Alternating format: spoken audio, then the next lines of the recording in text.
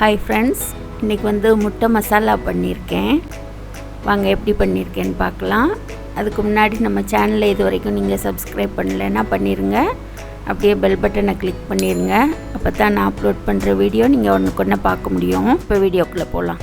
இதுக்கு தேவையான பொருள் வந்து ஃபஸ்ட்டு கொஞ்சோண்டு வெள்ளைப்பூடு ஒரு 10 பூண்டு வரைக்கும் எடுத்து அதை நசுக்கி வச்சுருக்கேன். அப்புறம் தக்காளி 2 பழம் அதை வந்து கிரைண்ட் பண்ணி வச்சுருக்கேன். கொஞ்சம் கருவேப்பிலை, பெரிய வெங்காயம் வந்து 2, அப்புறம் மல்லித்தழை, பச்சை மிளகாய் ஒரு 4.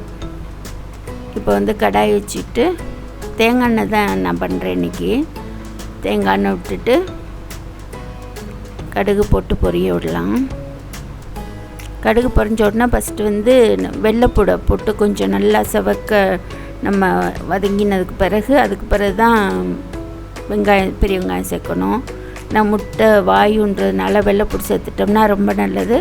அதே நேரம் ரொம்ப டேஸ்ட்டாகவும் இருக்கும். இதுக்கு வந்து இஞ்சி பூண்டு விழுது சேர்க்க வேண்டாம், வெறும் வெள்ளைப்பூடு மட்டும் சேர்த்தாலே போதும். வெங்காயம் இப்படி நல்லா வதங்கும் போதே இதோடு சேர்த்து பச்சை மிளகாய் கருவேப்பிலை சேர்த்துக்கலாம். பச்சை மிளகாய் வந்து சும்மா 2 ஒரு 4 கீரி போடுங்க. பச்சை மிளகாய் போட்டால் நல்லாயிருக்கும், டேஸ்ட் இருக்கும். அதுக்காக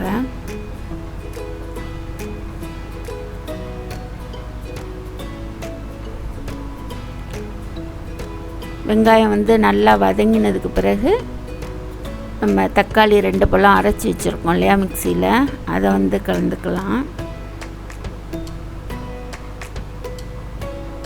வதங்கிருச்சு. இப்போ தக்காளி சேர்த்துக்குவோம்.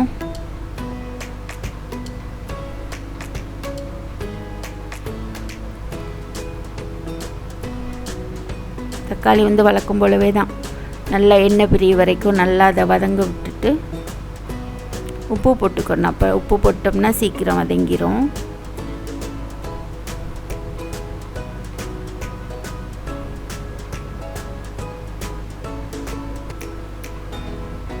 இன்றைக்கி வந்து நான் ஒரு 9 முட்டை பண்ண போகிறேன். அதுக்கு ஏற்ற மாதிரி தான் இந்த இதெல்லாம் சேர்த்துருக்கேன். இது வந்து நீங்கள் முட்டை கம்மியாகவோ அல்லது கூட வேணாலோ அதுக்கேற்ற மாதிரி நீங்கள் இதை சேர்த்துக்கலாம். இப்போ இது வந்து நல்லா வதங்கி வந்துருச்சு. 1 ஸ்பூன் மிளகாய் போட்டுக்கிறேன். 1/2 ஸ்பூன் வந்து மசாலா பொடி. இது வந்து ஏற்கனவே நான் உங்களுக்கு முந்தின வீடியோவில் சொல்லியிருக்கேன்ல, வீட்டிலே வந்து குழம்பு மசாலா பொடி எப்படி தயார் பண்ணுறதுன்னு. அது கீழே லிங்க் கொடுக்குறேன், அதில் போய் பாருங்கள். முட்டை வந்து உரிச்சிட்டு சும்மா கீரி மட்டும் விட்டுக்கலாம். ஏன்னா அப்போ அது வழியே அந்த மசாலா வந்து நல்லா சாந்துடும்.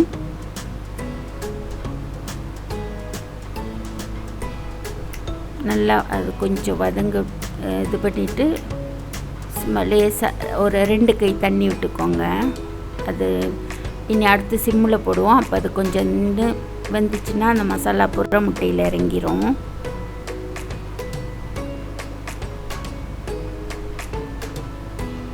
ஏன்னா நம்ம அதிகப்படியாக தண்ணி விட மாட்டோம், அதனால் இப்போலேருந்தே சிம்லேயே போட்டுடலாம். ஒரு 5 to 7 நிமிஷம் இருந்துச்சுன்னா போதும். அப்பப்போ மட்டும் அடிப்பிடிக்காமல் நம்ம கிளறி விட்டோம்னா போதும். இதுவும் அதே மாதிரி தான். அந்த எண்ணெய் பிரிஞ்சு வர ஸ்டேஜில் நம்ம மல்லித்தழை தூவிட்டு அடுப்பை ஆஃப் பண்ணிடலாம். அந்த மாதிரி அப்பப்போ நம்ம கிளறி விட்டால் போதும். முட்டை வந்து அவிக்கும்போது வந்து சிலது வந்து அந்த வெடித்து வெள்ளைக்கரு வெளியே வந்துடும்.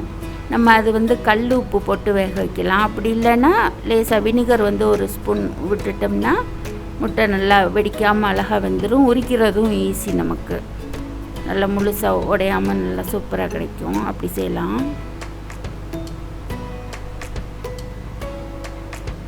இப்போ வந்து மல்லித்தழையை போட்டுட்டு இந்த தடவையும் கொஞ்சம் சிம்மில் வச்சு வேகட்டோம்னா லேசாக அது வதங்கி வரும்போது அப்புறமா இறக்கிடலாம்.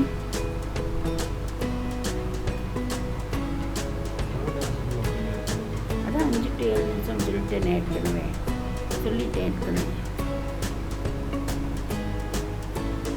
ஓகே, இப்போ ரெடி ஆயிடுச்சு. இது வந்து ஒரு 5 நிமிஷத்துலேருந்து 7 நிமிஷத்துக்குள்ளே ரெடி ஆயிரும். ஏன்னா வேறு எதுவும் எக்ஸ்ட்ரா தண்ணியெல்லாம் நம்ம நிறைய சேர்க்க மாட்டோம், மசாலா மட்டும்தானே. அது வந்து அந்த கைப்பிடி தண்ணி தெளித்தோம் இல்லையா, அதில் வந்து வேகிறதுக்கு வந்து ஒரு 5லேருந்து 7 நிமிஷம் போதுமானது. அவ்வளோதான் ஃப்ரெண்ட்ஸ். இது வந்து முட்டை மசாலா ரெடி ஆயிடுச்சு. இது சாதத்துக்கு சாப்பிட்லாம், சூப்பராக இருக்கும். நீங்களும் வீட்டில் செஞ்சு சாப்பிடுங்க. எப்படி இருக்குது இந்த டிஷ், எப்படி இருக்குதுன்னு எனக்கு வந்து கீழே கமெண்ட் பாக்ஸில் சொல்லிடுங்க. அடுத்து வேறு ஒரு வீடியோவில் பார்ப்போம். தேங்க்யூ.